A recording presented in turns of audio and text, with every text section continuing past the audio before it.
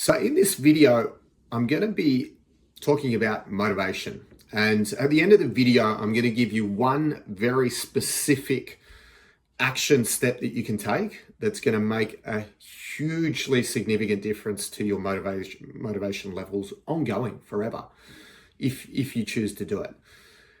But before I get to that, I want to just explain a few key concepts. And I'll give you a few examples to give you a bit of an understanding of what my thoughts are here. Now, I want you to think about your mind and visualize like a vault, right? So imagine your mind is like the treasure in the vault. And when we're a baby or a young child, the vault door's wide open. And the reason is that that's how we learn. And initially when we learn, think about like a baby.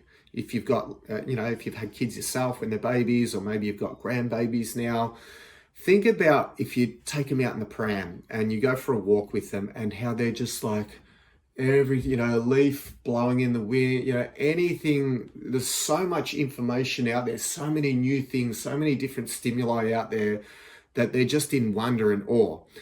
And what generally happens is whoever their caretaker is, or whoever's spending a lot of time with them, whether it's their parents, their grandparents, nanny, whoever it is, they start to direct their focus and their attention on certain things that are in the environment. There's too much there for us to process every single thing. So we choose to focus on specific things. And imagine, for instance, if you had a parent who was a mechanic, and maybe, when you're a little toddler, your parents pointing out the cars and the trucks and telling you about that. Or you had a parent who was a carpenter and they're, pointing out the buildings and the woodwork on buildings. Or, you had a grandparent who loved gardening and they're pointing out the roses and the flowers and the little, the bees buzzing along. What the point I'm getting at is that our attention and our focus gets directed on specific things in our environment.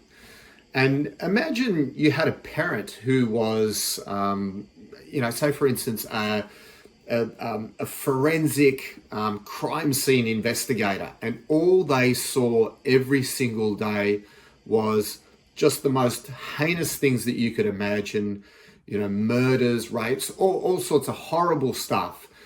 And their perception of the world would be very distorted, because that's what they're seeing in their day every single day. So, the lessons that perhaps they might be teaching their children is that be safe, be careful. There's, horrible, nasty people out in this world. You need to, lock your doors and always be aware, never trust people, things like that. And that starts to form our beliefs and our perceptions of the world around us. Now, contrast that to imagine, say you had a parent who was a motivational speaker as a job, and they traveled all around the world speaking to people, uplifting those people, and they were constantly getting feedback of how people, your words changed my life. I'm having a fantastic life because of you. And, all that they were seeing every single day was just positive messages. And what do you think that they would be teaching their child? What are the messages and things that they would be focusing, that little, our brains are like little computer processing machines, and, they get fed different information. And, that little processor would be getting fed positive information. The world's an amazing place. It's limitless. The opportunities, life is a beautiful thing. So the point that I'm getting at is that when that vault door is open, our beliefs and, what we, how we perceive the world is highly influenced by other people. Other people, whether it's your parents, your grandparents, teachers, as we get older, or even at a younger age, advertising, the media, there's lots of, friends, family, there's lots of different influences that can, get run through that vault door. Now, as we're an adult, we start to, we start to see we have different sources of information, and we can start to challenge some of those previous beliefs. A lot of them are hardwired in, and they become subconscious, and we don't even realize that they're there. But as we become adults, we have different influences, and the key thing is that once we're an adult, that vault door, we need to control it. We need to shut that vault door and only open it to things that we want to allow in. We're no longer a child where the door's just wide open and any information that we come in contact with goes in. So the key takeaway that I want to give you is, in this modern world, what is the most common source of information for us? We have a processing computer in our hand every single day, our phones. And we are attached to the internet, the World Wide Web, and most of us process many hours of information through social media, as you're probably watching now. And if you've ever done this experiment, if you've never done it, it's highly worth doing. You imagine like your Facebook feed, right? Have you ever grabbed your partner's or, your child, someone else's, your friend's Facebook feed and had a look at it? It will look completely different to yours, right? Now, these algorithms are specifically designed to feed you information that you're interested in, and feed you information that will keep you on their platforms for longer. So the more relevant and more interesting you find that information, the more likely you're to spend more time on their platform, and hence they can, sell advertising. And as the saying goes, if if it's free, guess what the product is? You're the product. You're being sold. Your attention is being sold to advertisers.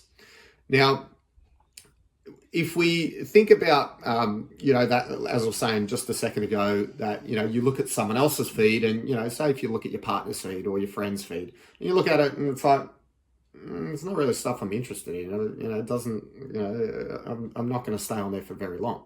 Now, what we have in that feed, think about it. We're talking about our mental diet here, the information we're feeding into our mind. If we just have that door wide open and we're feeding that information into our mind, what that information is has a massive impact on the state of mind that you have. Okay. And if you think about your state of your emotional and mental state of mind, has a big impact on what you do. Have you ever been in a state of mind where you feel just fed up, like everything's going wrong? You've just had one of those days, one of those weeks where you just, you're getting every red light, you're knocking things over, you're clumsy, you just, it's just all happening in a row. And it's almost like you're magnetized to bad things happening. And then, we've all had that, moments in our lives where we're just in that flow state and everything's just going perfect and it's just working and it's gelling and it's just going well. You think about a sports team, they've been behind the whole game and then all of a sudden someone does something really good and it's almost infectious. The whole team, their whole mindset changes and they all start performing really well and they come back and then they end up winning. It's all about the state of mind that we're in. And when we're in a positive state of mind, that's when we, as we were saying before, there's tons of information out there. Our processing machine can't process it all. So it selectively picks parts of that information. There's good stuff out there, there's bad stuff out there. When we're in that positive mindset and that flow state, where our radar is tuned in to good things happening. And when we're in that state of mind, we feel motivated, we feel charged, we feel like we want to achieve, we want to do things that are going to benefit our future self. When we're in that negative state of mind, that's when we're like, stuff it. I know I'm not meant to eat this thing. I don't care. I know I'm meant to be getting up for a workout, but my day was crap. I don't care.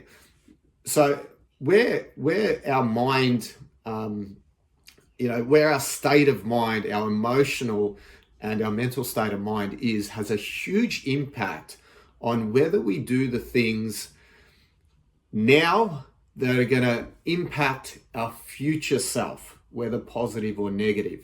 So we want to try and cultivate a mindset and do things that put ourselves in a positive mindset as much as possible. So getting back to the social media, the action step that you can do is have a look at all of the people that you follow. So what's going on in your news feed? And if you're watching, if you follow news stations, I bought some meat the other day. I don't read the newspaper, but they wrapped it up in a newspaper. And, I unwrapped the newspaper and I just happened to look at, there was X amount of different articles. And every single one of them, the wording in the title was shocking, disastrous, like all these, negative things, which are our minds are designed to keep us safe. They're not designed to make us happy. They're designed to search for danger, to keep us alive when we lived back in prehistoric days where there was lots of dangers that could threaten our lives.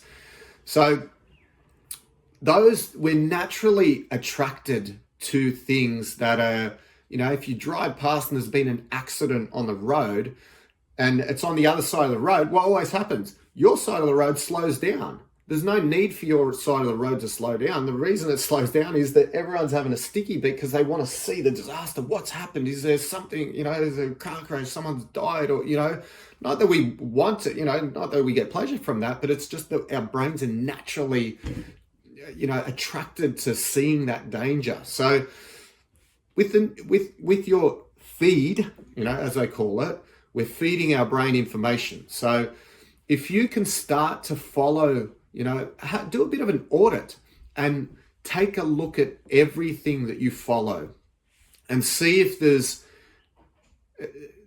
people that you can follow. Maybe it's a positive, a page that does motivational quotes or positive mindset videos or, health related things, healthy food. If we follow things that are going to put us in a positive state of mind, that's going to have a massive influence of where we are emotionally each day. So the more that we can influence our minds in a positive way, the more likely we are to stay motivated, to stay charged, and do the things that we know that we need to do in the moment to benefit our future selves.